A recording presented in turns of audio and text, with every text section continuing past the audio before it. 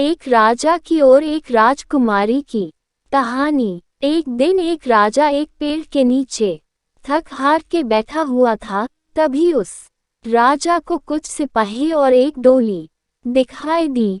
राजा एक सिपाही से पूछ बैठा कि इस डोली में कौन है, तो सिपाही बोला नागा राज्य की राजकुमारी सीता बैठी हुई है। राजा ने उस सिपाही से पूछा कि राजकुमारी कहाँ जा रही है। उस सिपाही ने बोला पास ही में एक मंदिर है, वहाँ माता के दर्शन करने जा रही है। ये बोल के सिपाही चला गया। राजा उस राजकुमारी को देखने के लिए बड़ा ही बैतुल हो रहा था। राजा ने उस राजकुमारी के डोली के पीछे पीछे चलने लगा और जब मंदिर आया तो राजकुमारी उस डोली में से उतरी। राजा ने जब राजकुमारी की पहली झलक देखा तो उस राजकुमारी के ऊपर लट्टू हो गया और राजा राजकुमारी को टुकुर टुकुर देखता ही रह गया। सोचने लगा राजा कि क्या ये राजकुमारी मेरे मन मुताबिक है या नहीं। तो राजा ने उससे जाकर कहा, मैं शाहीगा राज्य का राजा हूँ, क्या आप मुझसे शादी करेंगे। लड़की ने ना कहा और वहां से चली गई। राजा को ये सुनकर बहुत अच्छा लगा कि राजकुमारी को मेरे दौलत और महल से प्यार नहीं है। राजा ने फिर उस राजकुमारी का पीछा किया और उसके राज्य जा पहुंचा। अब राजा को उस राजकुमारी के स्वभाव के बारे में जानना था, तो राजा ने वहां के प्रजा से उस राजकुमारी के बारे में जानने की कोशिश की।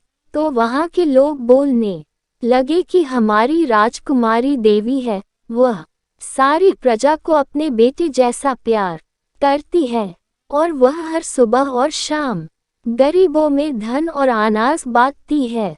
उन राजकुमारी के गुणगान सुन के राजा बहुत खुश हुआ। ये सुनकर राजा अति प्रसन्न हुआ। राजा ने उस राजकुमारी से विवाह करने का निश्चित कर लिया, लेकिन राजकुमारी ने राजा से विवाह करने से मना कर दिया था।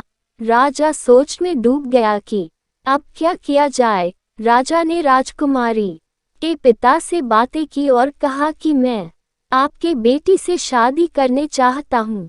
राजकुमारी के पिता ने कहा कि हमारी बेटी को अगर तुम पसंद आए तो हम शादी के लिए राजी हैं। जब राजा ने राजकुमारी से शादी की बात की तो राजकुमारी ने राजा के सामने 3 शर्तें रखी।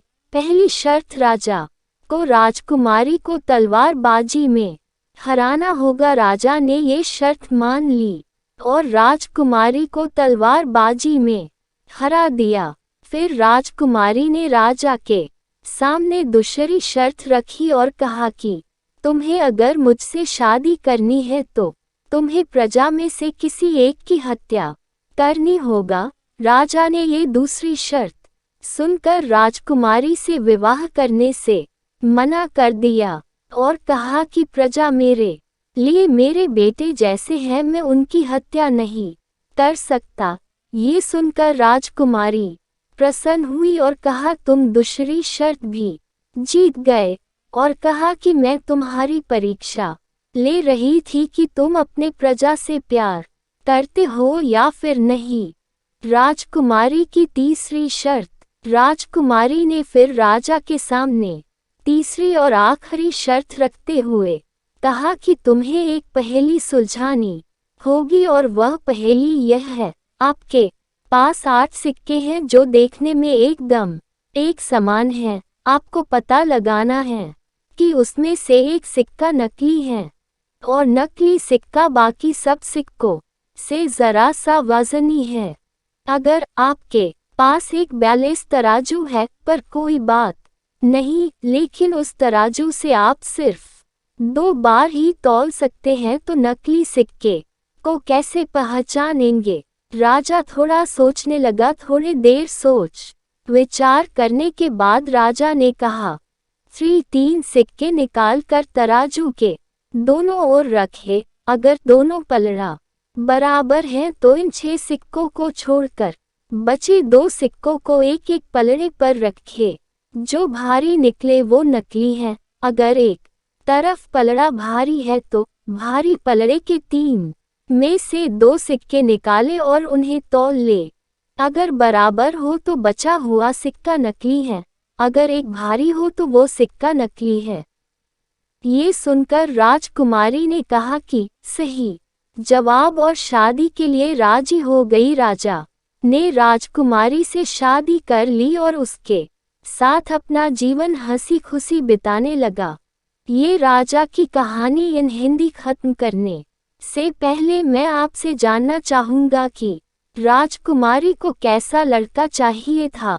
अगर आपको इसका जवाब मालूम है तो आप मुझे कमेंट करके ज़रूर बताएं और यह भी बताना कि आपको कहानी कैसी लगी। अगर आपको कहानी अच्छी लगी तो सब्सक्राइब कर लेवे।